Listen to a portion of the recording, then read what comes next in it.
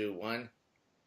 Okay, guys, back to the sad truth with unbelievable guests today. I'm really, really happy to have found a way to convince Dan Ariely to come on the show. For those of you who don't know Dan, let me just mention a few of his accolades. They're very long, and it will take probably about 50 minutes just to cover them.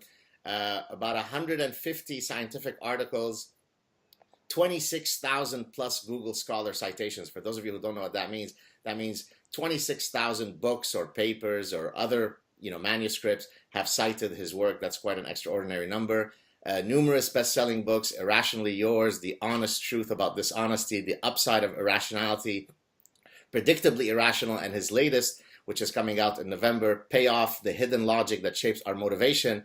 And perhaps most puzzling, and maybe you'll mention this, one of the few academics who has not only one PhD, but two. How you doing, that? How you doing, that? I thank you for the compliments, but two more odd things to add to this is one is I participated in a movie. I was the co-producer of a movie on dishonesty. And how is it that I was not invited, given my movie star looks, to be part of the movie? That's right. So it's called Dishonesty: The Truth About Lies. It's on Netflix now. I think I might have watched a few minutes of it while huffing and puffing on the elliptical. Very, very good movie, actually. Let's start with what happened with two PhDs. What's the story there? What's the story? So the story is that I started a PhD in psychology, in cognitive psychology at UNC Chapel Hill. And after a few years, I realized that I want to do more applied decision-making kind of research. And Duke is around the corner, and I take a couple of classes. And I meet one of our mutual friends, Ziv Carmen, and we start working together. And then I have Danica Hanman invites me to come to New York to talk about some mutual research interest. And lots of people say, you know what, move to a business school. Move to a business school and get a PhD in business, and then you could do more applied work that psychologists don't seem to appreciate. At the time, which is quite a while ago, psychology was all about memory and some language and memory. Now it moves to neuroscience, but they said there's no room for people who want to do a bit more applied work.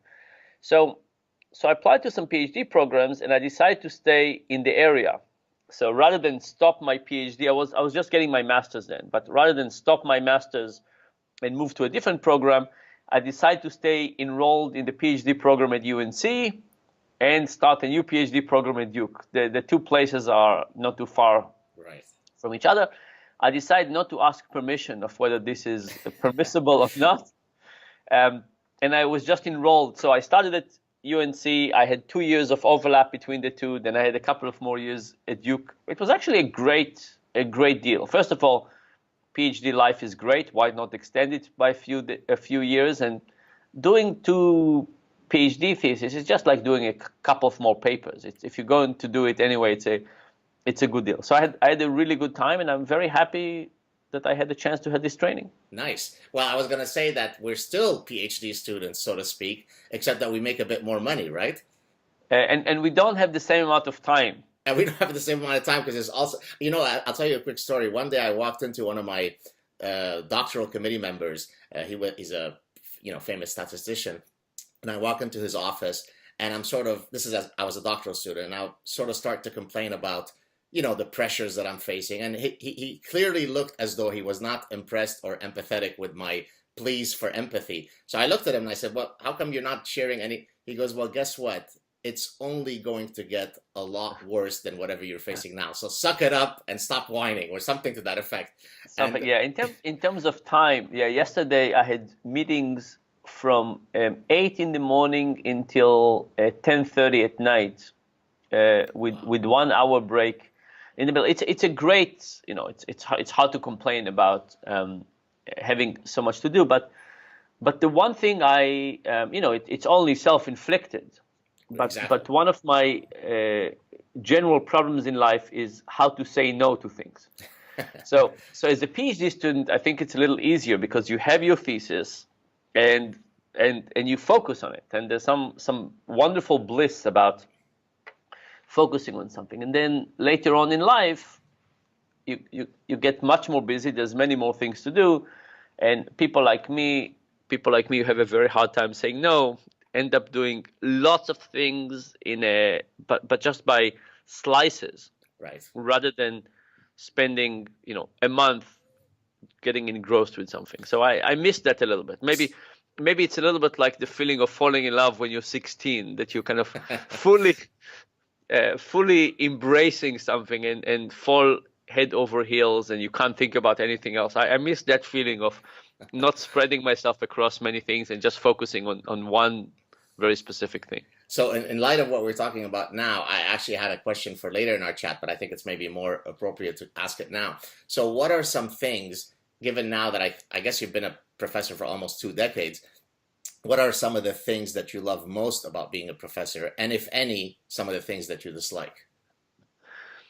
So, I love the university as a system. I think this idea that we have a bit more time to think and to focus and to try and do something compared to industry, for example, I think it's a wonderful blessing. So my research lab, we call ourselves the Center for Advanced Hindsight. We do four things. We look at financial decision making for the poor, trying to understand what people are doing, what they're not doing well, trying to go into financial institutions and help them do things better for the poor. We're looking at healthcare, mostly at things that we can touch, right? So how to get people to exercise more, eat better, take their medication, and so on. We have a set of projects in Africa that are also around financial decision making and health. And then we are engaged with some startups, and we're trying to take our own ideas and create technology to bring it out. And we invite some startups to come and hang out with us for the year. But the nice thing about the university is that we're more patient. I think it's perfectly fine to do a research study, to do it correctly, to take the time. One of our recent studies took us 3 years, right? Industry will never have the time or the energy for this. So I like that patient part of the university. I also love the energy of the students. So this last weekend, for example, 10 days ago, I showed the students our dishonesty movie. And this last weekend, we had a marathon of short documentaries where the students came on Saturday morning. We gave them cameras and microphones and so on. We taught them a little bit about movie making. We had a producer and director of our film here from New York, and then they went and filmed things. There was a festival in Durham, so there's lots of people around. On any theme, or is it specific to the theme of your course, or how do they choose? Anything about dishonesty. I see, okay. Anything about dishonesty. So some students went around and asked people how tall they are, and then they showed them they had a measuring tape and actually measured them and talked about that. Some people talked about white lies. Some people talked about self-deception. I mean, lots of wonderful things. And then they filmed on Saturday, edited on Sunday, and Sunday night we had a little short movie. Everybody showed their movies. So, and it was just great to have the undergrads doing kind of 48 hours of really working very hard to try and come up with a movie and so on. So there's something wonderful about the energy of the university as well. So all that is good. And in my current position at the university, I also have the benefit that I can try new courses. So for example, in the spring, I'm going to teach a class on top of spring break. It will be a 5-day class, only 5 days, but 10 hours a day. Wow. So the plan is in the morning to meet and have a lecture and discussion about the topic, then get the students to go ahead and collect data about something, come back, analyze their data, get some conclusion, have another lecture in the afternoon, and then in the evening meet on hot chocolate or whiskey or something and discuss what are the implications of these results for society at large. So I think there's lots of wonderful things about the university. I think the downside of the university, and there's some of those, of course, as well.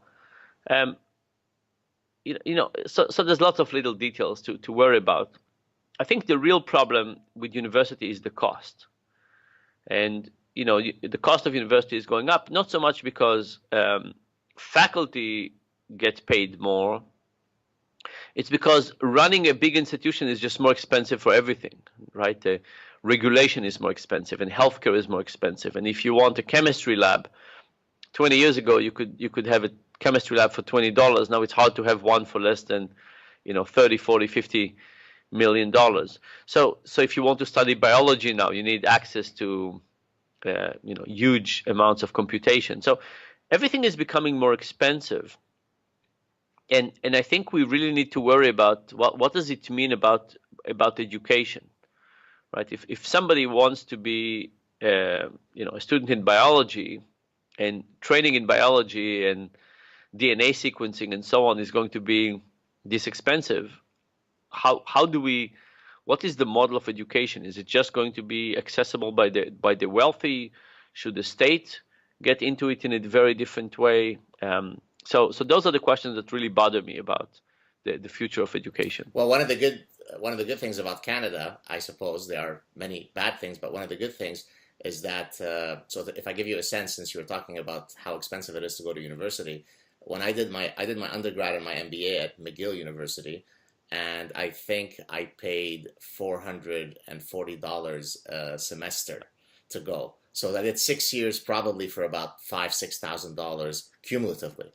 Yeah, yeah, but then business school is rather cheap, right? That's because you don't have labs and facilities and so on, but on top of that, by the way, the US, of course, has a very expensive healthcare. Right. So now a university with 10,000 people, somebody has to pay for all this healthcare for everybody. So I think the question is, how do we give top-notch education on scale to lots of people in a way that is good for society? Is something I don't have an answer, but I think it's something we need to worry about. Now, I had this question also for later, but it seems apropos to mention it here. Are you seeing any of some of the sort of political correctness gone amok, trigger warnings and safe spaces and microaggressions? Have you seen any of that stuff in the context of your own teaching? So I'm not very politically correct. Okay, good. I had a couple. I often use examples from. There's some topics where I talk about examples from romantic life to try and understand our relationship in general, right? Because romantic life is such a kind of a basic part of life, both romantic and sexual life, such a big part of how we function in a deep way. And I use those as starting points, right? So you say, we have relationship at work, but what are some of the fundamentals that might be similar to the way we deal with romantic life, for example? So sometimes I get comments that I'm using too much like stereotypical male and female relationship in my example, and people would have liked to have more varied example. But that's about it. The one part is that Aline, who used to be the lab manager here, used to ask me to tell her my jokes before I go on stage because she wanted to. She had to clear them for you.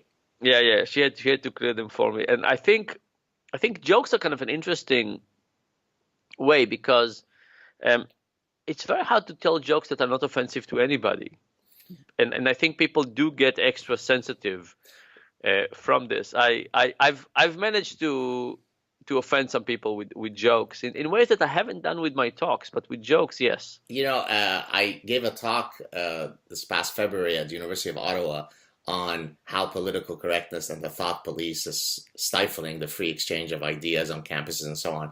And I led off with cases of very well-known comedians, stand-up comedians, who no longer do university campuses precisely because of political correctness. And I mean, these are really, really famous guys, Chris Rock and Jerry Seinfeld and so on.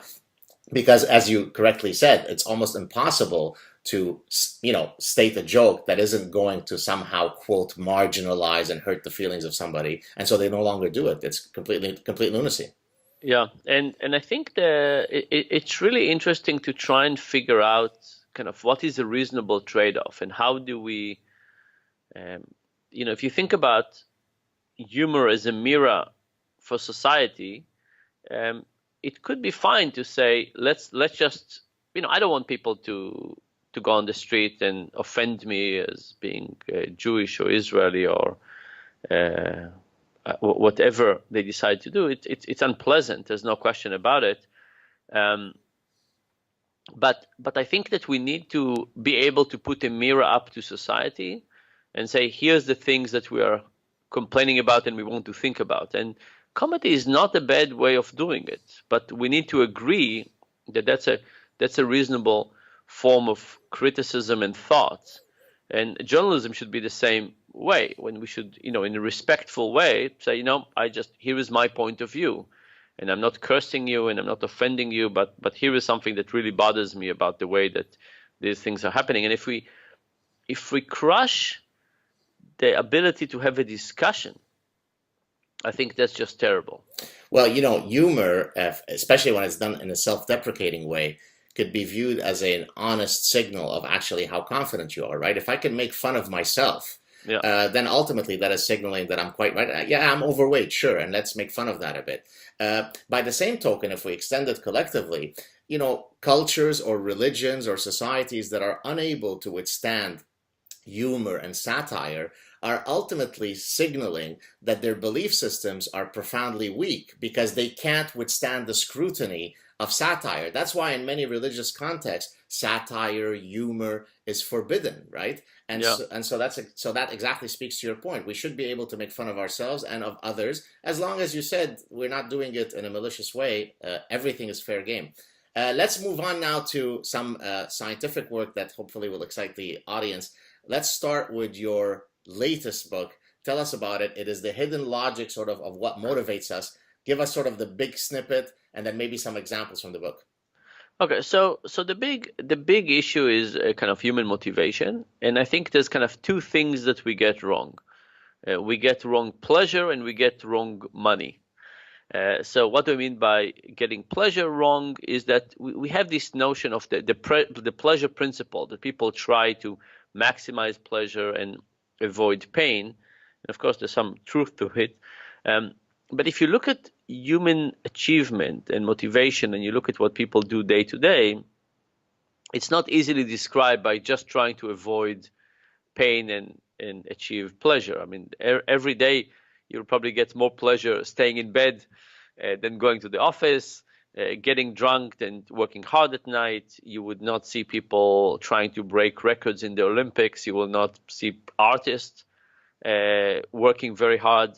You would not see scientists staying late in the lab. So there's this notion of pleasure that people find work aversive and they seek pleasure, that I think is wrong. And what we need to do is to understand more broadly all the things that we're trying to do, how we strive for meaning and accomplishment and competition and a sense of contribution and so on. As one example, I was in San Francisco a few weeks ago and I talked to a startup. And one of the questions I asked them is how often they stay at work after 10 p.m. And one of them said that yesterday they all stayed after midnight. And I said, how did it work? And he said, one of the team members, she had something that she had to finish and she needed to stay late, and everybody else stayed to help her. And I said, and how did it work when you called home? And they said, I called home, and if I called home and I told my wife, I'm staying home at night because I want to finish my project, she would have said, come and put the kids to bed. But I told her not that I needed it for myself, that I was helping my team member. And all of a sudden it was perfectly fine. Now, if you think about it, it suggests that a part of our motivation is how much we care about other people, that there's something very tribal about work, and our motivation is partially about our progress and so on, but partially it's about our commitment to our co-workers and friends. The second part that people so the part of the book is basically saying, let's just write a motivation equation that tries to capture all of those different elements, and I try to elaborate on some of them, like meaning and competition and completion and a sense of progress and so on. The second part is really about our misunderstanding about money. And because we have this theory that work is aversive and people hate working, we say, how do we get people to work? Well, we just need to give them more money. We need to do bonuses, or we need to pay in a particular way. But it turns out that paying in a particular way doesn't always help. Sometimes it even hurts. And we have very naive ideas about the relationship between money and how things work. And I'll give you one example. So we did a study with a big hotel chain, and these were people in the call center. And what's nice about the call center is you can quantify how productive people are, how many calls they take, how much they sell, how many problems they solve, and so on. And those people were getting about a third of their income from their bonuses, right? So it's substantial. And this company gave us their data, and what we saw was that the same people were getting the bonuses every week. The same people were getting the bonus every week. So you could come up with lots of hypotheses. You could say, these are the good people. These are the people who care about money. You could say, these are the people who got bonuses one time and then they start loving bonuses. They don't want to give them up. You can think about nepotism. You can think about, these are the people who get good shifts. You can think about all kinds of things. So we convinced this company to give us the performance data every Friday and for us to allocate the bonuses. And what did we decide to do? What algorithms did we decide to run? Random. Why? Because we want to disassociate payment from performance and see what actually causes performance to go up and down. Of course, we didn't tell people that that's what we were doing. And what did we find? For example, if you take the top performers and the bottom performers, we found out that giving bonuses to the top performers did not change at all their performance, while giving bonuses to the bottom performers did. Why? Because for that particular job, there were some people who were just good at their jobs. Like imagine you're a good singer and I pay you a little bit more and a little bit less. What, would you sing out of key all of a sudden? Right. Of course not. So some people have good phone mannerism. They enjoy talking on the phone. They're doing all these things good. And you pay them a bit more, a bit less. It doesn't really matter. They just do it the way they want. There are other people who are not that good at their job. They're not enjoying it. They couldn't figure it out. And you give them bonuses, they're actually motivated. So in motivation, you want to want to do the work, to want to do better, to want the money, but you also have to be able to improve your skill. Your performance, and in this particular case, there was no room for improvement for the top people.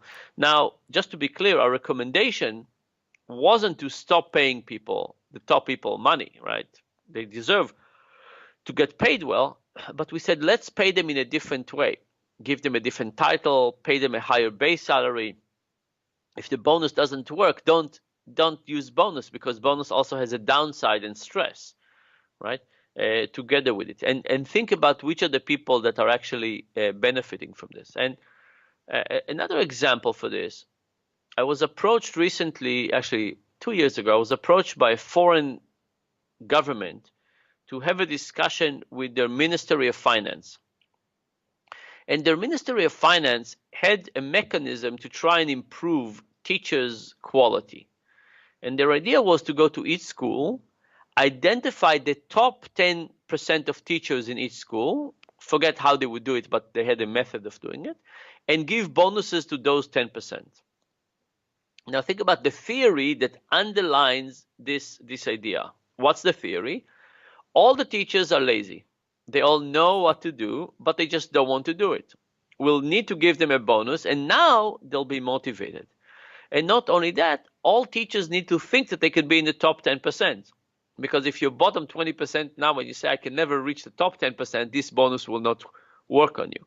So this Ministry of Finance had a very simplified and clearly wrong view on human motivation. And they approached in a very simple way. And they wanted to implement this system. And one of the most interesting studies ever in improving quality of schools was a study in which they took the top 10% of the teachers, not 10%, but the top teachers, and gave them time to teach the not so good teachers. Mm. Right? What's the theory there? The theory there is teaching is hard. It's just not clear how you do it. But some people have figured it out. Let's take the people who figured it out and let's give them time to help the other people. Now, if this Ministry of Finance got to do their program, what would happen? For sure, the top teachers would not help anybody, right, because they would try to protect their territory. Right. So with money, I think in bonuses and payment, we have some very naive ideas about how money works and how motivation works. And because of that, I think there are many cases, and I describe more cases in the book, in which we think that we're actually improving motivation, but we're actually destroying motivation. Gotcha.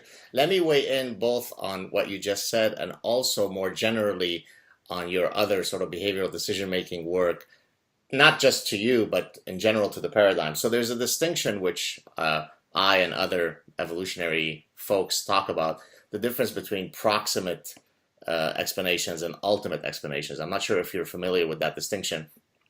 So, much of science operates at the proximate level. How does something operate? What are the factors that affect it? And, everything that you've described is within proximate world, and that's fine. Most Nobel Prizes are won at the proximate world, and that's great. Of course, what evolutionary theory offers us is epistemologically an extra layer of explanation, the ultimate why. And ultimate, as I found out through giving lectures with my marketing scholars, they misunderstand this to mean as ultimate meaning superior. It simply means ultimate in the Darwinian sense of unfolding the causal explanation. What is the Darwinian why for why our motivational system is built the way that it is? Yeah. And by the way, it doesn't have to be evolutionary. There's just lots of different levels of explanations. And you can stay closer to the data, and then you have the comfort that you're close to the data, and you feel comfortable that you're as close as possible, and then you can start generalizing and thinking about broader and broader principles. And I think kind of evolutionary theory is one of the mechanisms, but every time we come up with an explanation, you can say, but why? Right. And then you have to go another level of the onion, and then a layer, and then another why, and another why, another why. And I think you're right that, of course, people in evolutionary psychology are more, their comfort level with explanation is at a higher level than myself. Well, I don't think it's a question of comfort level. I think it's a question of having a more complete explanation for any given phenomenon involving biological agents, right? So we could spend 40 years, as we've done, demonstrating that Homo economicus is wrong and that normative rationality is wrong in the following very clever ways. And I think that research is fantastic, and you're one of the leaders in that. And the experiments that you do are brilliant. But then we could simply add richer understanding of that phenomenon if we say, so why have we evolved these particular departures of this form of rationality? So we could then talk about ecological rationality, which contextualizes rationality within an evolutionary understanding of how the human mind would have evolved. So then my question to you is, because I know that you've done work, for example, your journal Behavioral Decision Making with Lowenstein, where you do sexual arousal and sexual decision making, has several citations that sort of recognizes these evolutionary influences. So why either you and or other folks who are rooted in the BDT paradigm have not as much looked to an evolutionary layer of explanation? Is it just you're just not interested, or are some folks? No, so I'll give you my answer, which is I don't want to take responsibility for other people, but my answer is that on one hand, it's clear that we're evolutionary creatures and evolutionary forces have created us, and when we think or talk or discuss things, evolution clearly comes into it. Right? Even when we talk about something like loss aversion. So loss aversion is the idea that we hate losses more than gains. By the way, I discuss exactly loss aversion from an evolutionary perspective in a forthcoming JMR paper. Go ahead. Okay, good. I'm also, because I've been studying pain for a long time, I've been thinking about the fact that it's really easy to create pain in the lab, very hard to create pleasure, right? So pain, like infinite amount of pain you can create with electrical shocks and pressure and you name it. Pleasure is kind of, you can give people money, you can give them food, you can give people, sexual gratification, but it's not the same. I mean, we have this sensitivity to, and you can argue that the reason nature got us to pay more attention to pain than to pleasure is that if we make a mistake, nature can kill us. I mean, the payoff is minus infinity, right? You eat poison, you do something wrong, you're done. Whereas having something successful just buys you another day or another hour. So there's a very high asymmetry. So you could say maybe nature wants us to avoid the dangerous stuff for sure. To put it, sorry to interrupt you, to put it even more succinctly, the negativity bias is adaptive, basically. That's what you're saying, right? Yep. Yep. And so you can argue this. So I think that thinking about life in evolutionary terms is certainly something that I do. The question is, how comfortable are we with the scientific part of this? And this is where I have a problem. So, Darwin has had like how many types of finches? 16, I forget. And he could talk about the correlation between the size of the beak and what they were doing. Or if we think about the animal kingdom and we look at the size of the testicle of the animal and how long the offspring remain, we have lots of different types. With people, we have one type. So it's a little hard.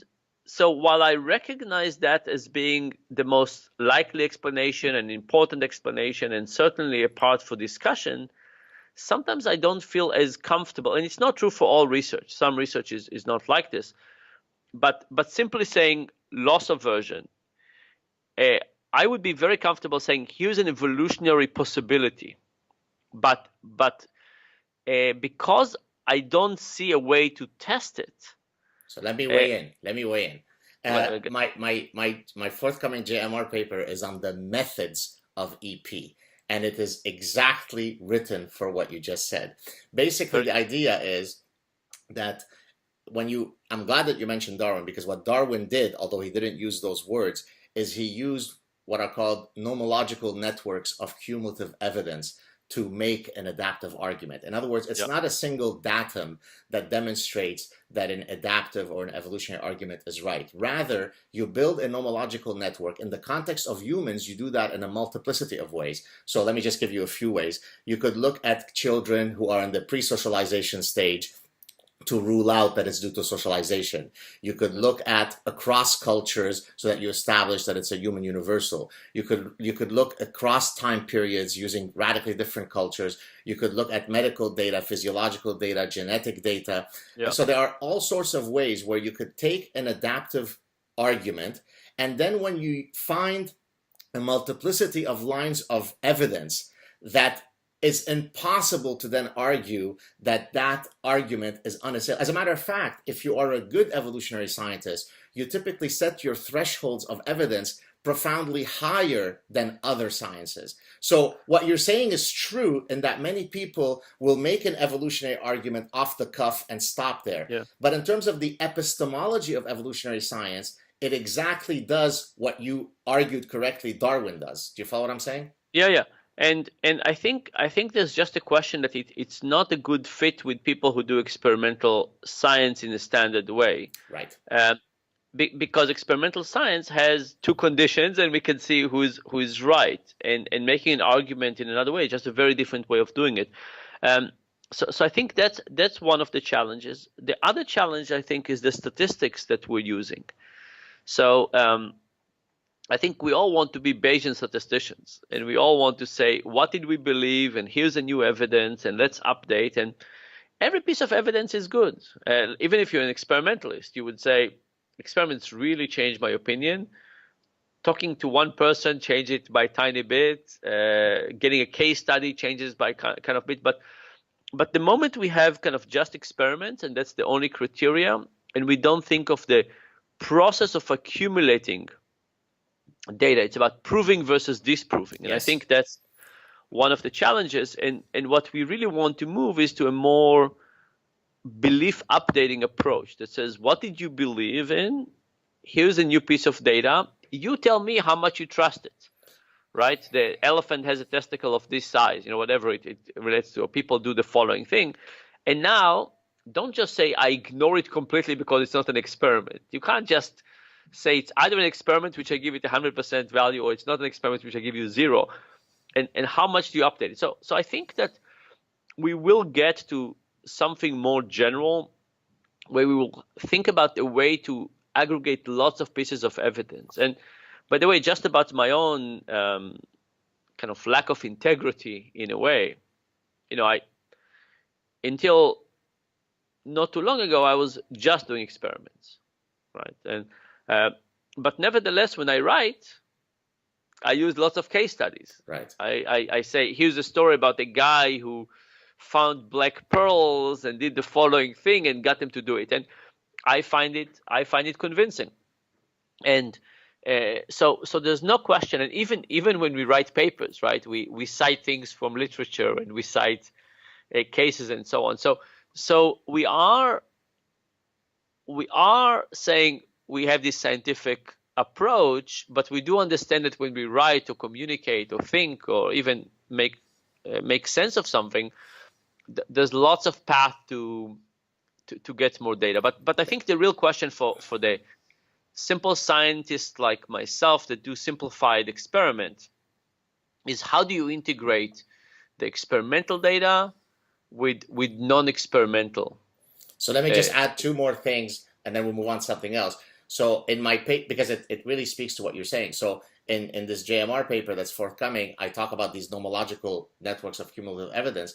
I also talk about, I use the sequential sampling model that was originally first developed by Abraham Wald, where he's talking about, sampling is not a fixed, it's itself a random variable. So when we're going to decide whether we're going to accept or not reject or a hypothesis, it's really a question of how much sampling do you need to cross that threshold. And that actually was something that I used in my own doctoral dissertation. And so I use that principle at the epistemological level to argue that this is exactly what evolutionary scientists do. What you're basically saying is, here is the threshold of cumulative evidence that I need to acquire before I can tick off that my adaptive argument is a good one. There are very clear epistemological criteria. And so I will get content analysis data and medical data and experimental data and survey data and cross-cultural data. And once that cumulative evidence crosses that threshold, then I can safely say, it's always provisional, right? Science is provisional, but I can almost say with certainty that that adaptive argument becomes unassailable. So I think I'm really glad we're having this conversation. I'm not sure unassailable, but you could say we've made the argument. We made the argument. Okay, fair enough. You want to be more conservative. So I think that's really a good conversation to have, because I think some of the hesitation of people who are otherwise, obviously very sophisticated academics are precisely those that you're raising. And so hopefully that's good. Okay, good. I will say one more thing about this, because, as I do more and more applied work around the world, I find that sometimes I have a very hard time convincing some institutions to do the randomized control trial. Like, we're doing something now in Africa when we're trying to get very poor people to save money in a health wallet that only approved clinics could take money from there. And the problem is that if you're very sick and you have no money, you're not going to go to see a doctor, and then you might get sicker and so on. And we're trying to accelerate that.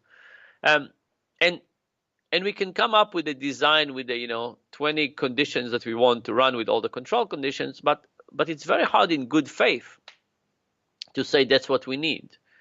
And I think basically and basically kind of finding a way to say, okay, we'll have these conditions and we'll have this other method of collecting data, and eventually we'll end up kind of trying to figure out what happens, but we're not going to rely only on randomized control trials. I think is a very important approach. I just don't know how to do it in kind of the standard journals yet. But I think you're right that we need to come up with some kind of standards to do this, and if we do, it will be great. Oh, wonderful. How do you decide I mean, I went through your Google Scholar and I looked at your papers. One of the first things that I love, I mean, obviously, other than you're incredibly productive, is that you are one of those guys that, in a sense, is after my own heart because you are truly interdisciplinarian, right? For example, consumer psychologists like to talk the big talk about, it's interdisciplinary, but most of them come from marketing departments. Most of them publish in 3 or 4 journals. If you don't publish in those 3 or 4 journals, then the research somehow doesn't exist, right? Origin of Species doesn't exist because it wasn't published in Journal of Consumer Research, right? Now, of course, you don't play that game. You publish in medical journals and economic journals and so on. So I guess 2 questions. Number one, how is it that you committed to being such an interdisciplinarian, and how do you choose which particular problems to tackle for your next projects? So I think I have to admit that I'm kind of not a good academic. So I think that kind of the standard, my standard view of academic is somebody who goes into a topic and try to understand it very, very deeply. So you study procrastination and you do it for 30 years, and at the end of this you understand. By that metric, by the way, by that metric, I'm the worst academic that has ever existed. I was going to say that, but you. So I think there's a version of academics that are like this. My version is that I try to solve problems. So, I look at the financial crisis. I think that conflicts of interest are a big part of it, and I try to figure out what we can do about it. I was in a slum in Kenya. I see some things about health. I want to do some things about it. So I'm very much driven by trying to take what we know about social science already, plus some new ideas, and try to make a difference in people's lives. And for me, if I have a project that I think would, in 5 years would have an impact on people's life, that's fine. If it's 25, it's just not part of my temperament. So because I'm kind of an applied guy, I think it's I look at the problems. I don't start with the literature. I look at the problems and I say which problem somebody would let me do something on that I can have because if you're trying to solve a practical problem, you need access. You can't just do it in a lab study. So because of that, I do things across domain, but I always start with a problem I want to work on. And even when I get students to come here, I try to ask them 2 questions, like what problem do they want to deal with? I said, give me a domain of life that you want to improve people's lives in some way, and something that you would be personally passionate about. So it's not just something that you think is a good academic study because, whatever reason, but something that if things go wrong and so on, something that is connected to your hobbies and identity, something that you read about in your free time, something like that. So for example, we've been doing all kinds of studies on making saving visible. So actually, I'm wondering about this, your feedback on this. So if you think about a long time ago, we used to save with goats. Somebody got a bit more money or whatever, they got another goat. So you could see how many goats your neighbors have, and you could compete on goats. Now, of course, we don't know how much people are saving. And there was this story in the Atlantic that somebody said that he thinks that men in the US are more likely to talk to their friends about taking Viagra than credit card bills. But now we don't know how much people save. The only thing we know is how much people spend, and therefore we compete on spending.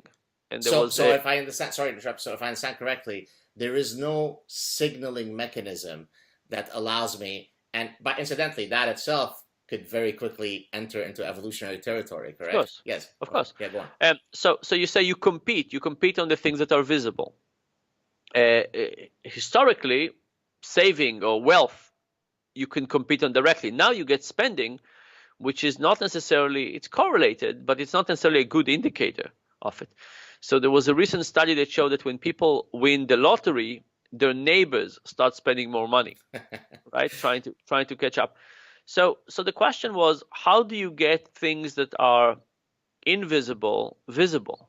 Another approach is to say, if you're the breadwinner of the family, and you decide to save or buy insurance or do something like this, the only thing that the family sees is that you have taken money away from the table.